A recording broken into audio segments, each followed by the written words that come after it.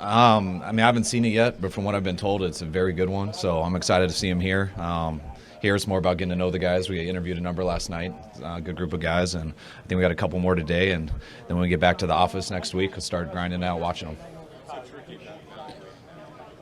What's that? I think the way college football is a little bit, there's not as much man-to-man coverage. There's a lot of zone. It's a lot more spaced out with the hashes. So you don't get to see a lot of one-on-ones and how they beat man coverage. A lot of it's just spread out zone. So you can see guys run with the ball in their movements, but you don't always get to see a developed receiver. And it takes time to develop a guy. So you never know how long that's going to take. Depends on the guy, depends on the skill set. But, it always helps when they go to the Senior Bowl, things like that, where you can see one-on-ones and things. But it's always a guess. There is. I knew it was somewhere.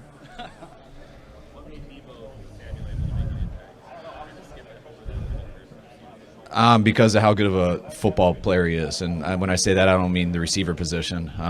He is a very good receiver and will only get better. But Debo is as fearless of a rookie as I've ever been around. Extremely tough.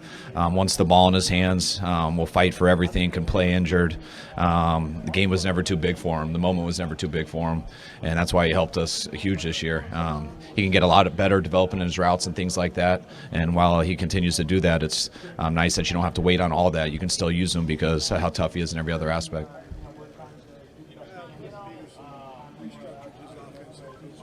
Who's that?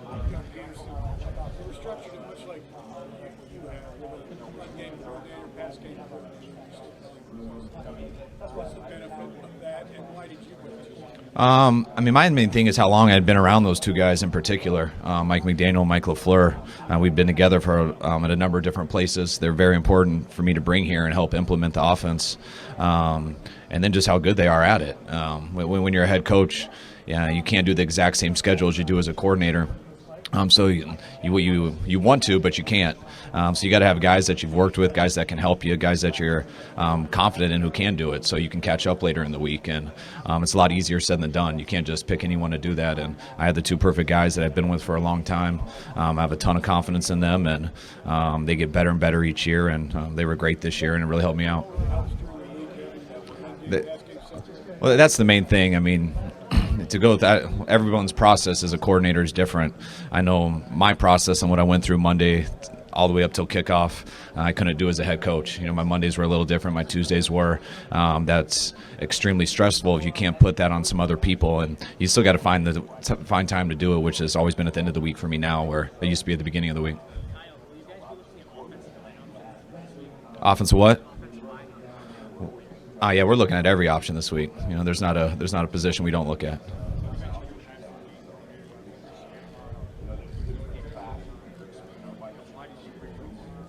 Rich was with us. Yeah, Rich was with us in Atlanta. That's where I got to meet him.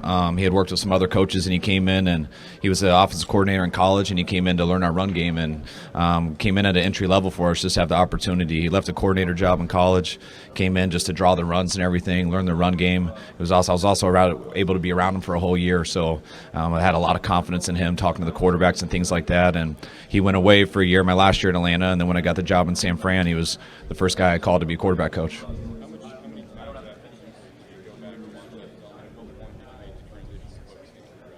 You got to watch it. Watch it a number. You don't want to watch it right away because it just doesn't put you in the best mood. Kind of want to get away for a little bit, but definitely have to watch it before I answer questions to you guys, so it's fresh in my head. So I did that a number of times, right after. Did a little bit a week ago, and I'll do it gradually as the year goes. I always mix it in, but something you can always get something out of it, but it's not always fun to revisit.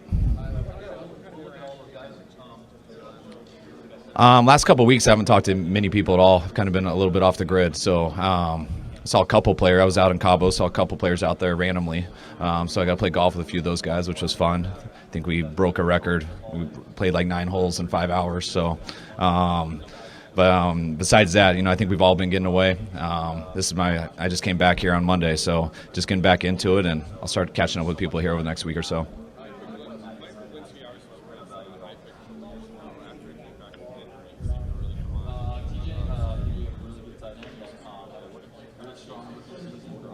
I mean, Mike was huge for us his rookie year. We threw him in right away. He battled throughout the whole year, was able to play and played through a number of injuries.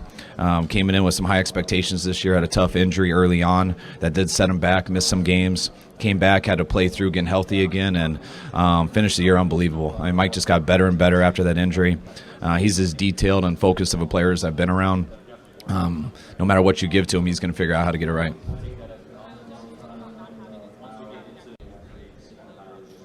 I mean, it's different, definitely. You got to know.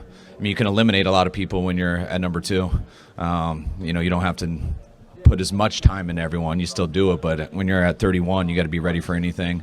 Also know long enough that you don't just sit there and look at your draft and say, all right, we got to know 1 through 31, but then we can just chill till the 4th round or 5th round, whatever we are, take a day off because things change. I mean, there's always trades, there's always different draft picks, so you got to still go through the same process, but there's not as much pressure on getting to know all the top guys in the draft.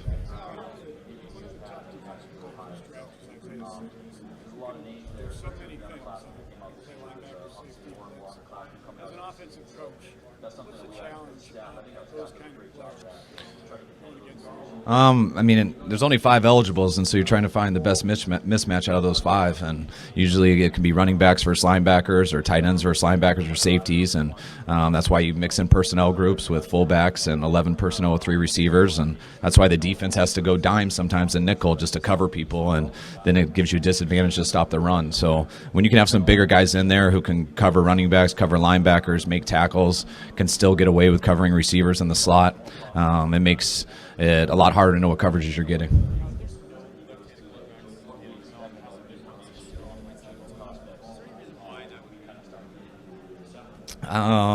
There's not as many left-handers in the world, I guess, so it's a smaller percentage, I'm guessing.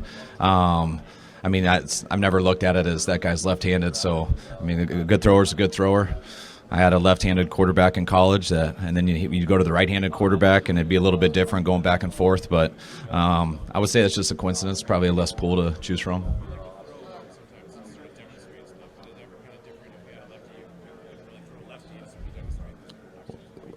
Sorry, what's that?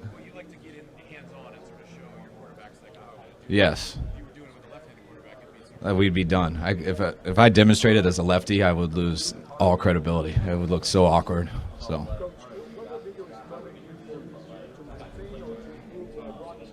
What's that?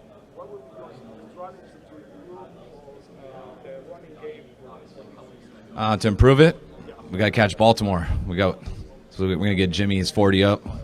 I mean, you get better or worse, and we had a pretty good year last year running the ball. So we got to make sure we do everything we can to keep the guys we have and make sure we add a couple more. What do you think was the key for your team to respond and fight for you last season? I mean, I think we were a good team. I think we got good people. We played hard. We battled through adversity. We battled through some injuries, and got us almost there.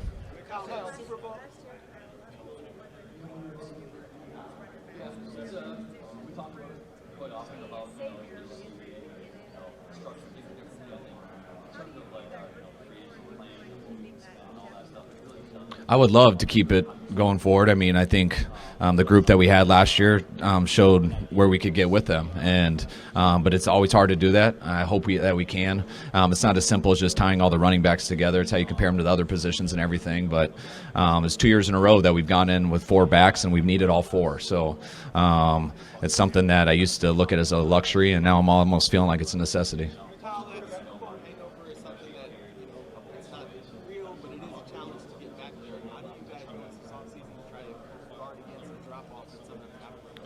I mean, just deal with it. I mean, it's anytime you have a tough loss, I think there's a grieving process you got to go through. I think everyone goes through that individually. I mean, it is disappointing, and especially how much you put on the line for that.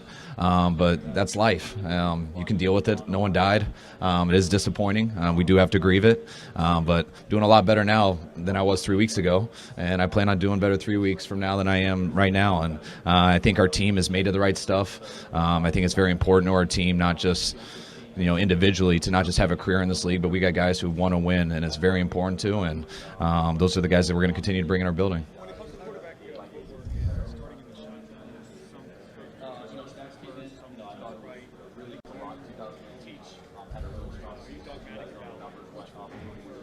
Yeah, I have an opinion on what I think's better and stuff, but I also am the one who doesn't have to do it with defensive guys trying to hit me. So I always try to coach a guy with the left foot up. I think it times out better.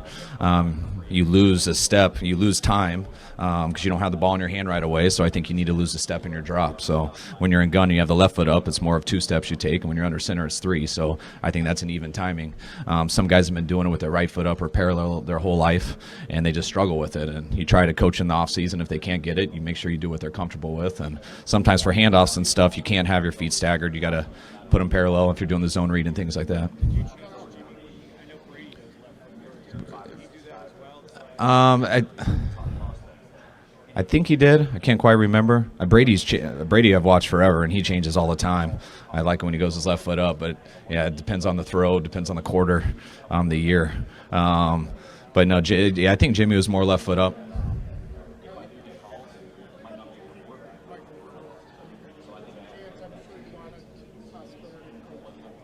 Yeah.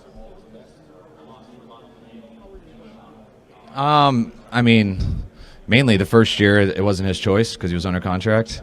But it would have happened eventually. I mean, Mike and I are close, and Matt and I are very close. So it wasn't like it was something we all talked about for a while. I know the emotion of going to work with a family member is very high at first. I think the more we all talked about it, we thought it was a better situation for him to stay. And I know Mike went into this year just so we could make sure it was the right decision without a contract, and I obviously would have given him one and he would have taken one, but we just wanted to make sure to do it the right way and make sure that everybody wanted what we had. And when we gave him a new one in January, he didn't want to go somewhere else. He wanted to be here.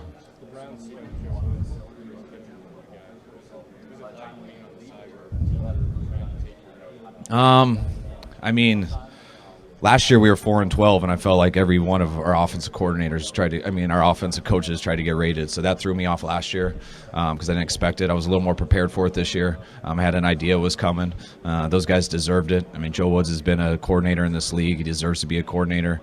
Chris Kiffin has been a coordinator in college, and he just has to get his name out there more because he's going to be a coordinator in this league also. And 2 guys I didn't want to lose at all. But 2 guys I felt fortunate enough just to have because I knew it was a matter of time before they got promoted somewhere.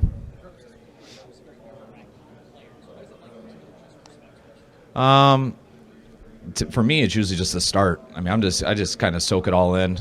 From a coach's perspective, it's way too long. It's dragged out a lot, but I don't know how to organize it any better. And for me, all the football stuff and everything, that's all second. I mean, we'll see that when we get back to our offices and we can actually study it. I just like being able to come down here, meet a couple players and things like that. So, you only get a certain amount of people to come visit you. You only can go visit a certain amount of people. And it's really hard to draft a guy that you've never even looked at or talked to. So, and also, I don't want to put too much into it, too, because I've had guys I've met that have been awesome, and they've completely tricked me. So you just try to soak it all in and not go too strong on anything.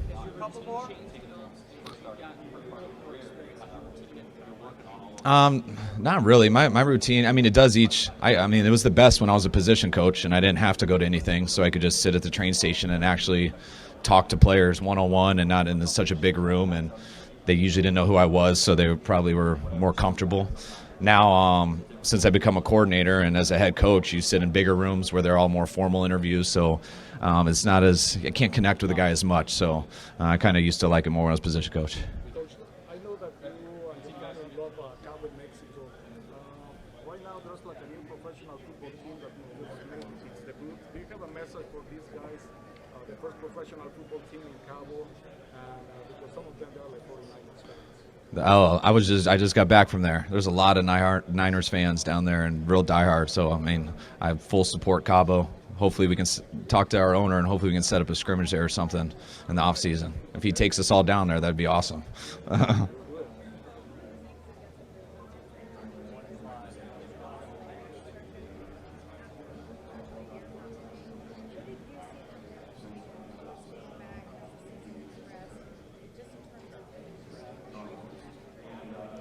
Yeah, I thought I think Jimmy deserves a ton of credit for what he did this year. I think people talk a little bit about how he was coming off an ACL, but I also think that people don't realize that was his first year playing quarterback in this league. I think he got 3 games with New England and he got 5 games with us. This is his first time going through a full season. He had less games than Baker Mayfield going into his second year, and to do that with the pressure of also, to me, everyone thinking you've already arrived and coming off an ACL, I thought there was as much pressure on him at the beginning of the year as anyone I've been around. And he just took it, handled it all year, and got better throughout the year, and was very impressed with him.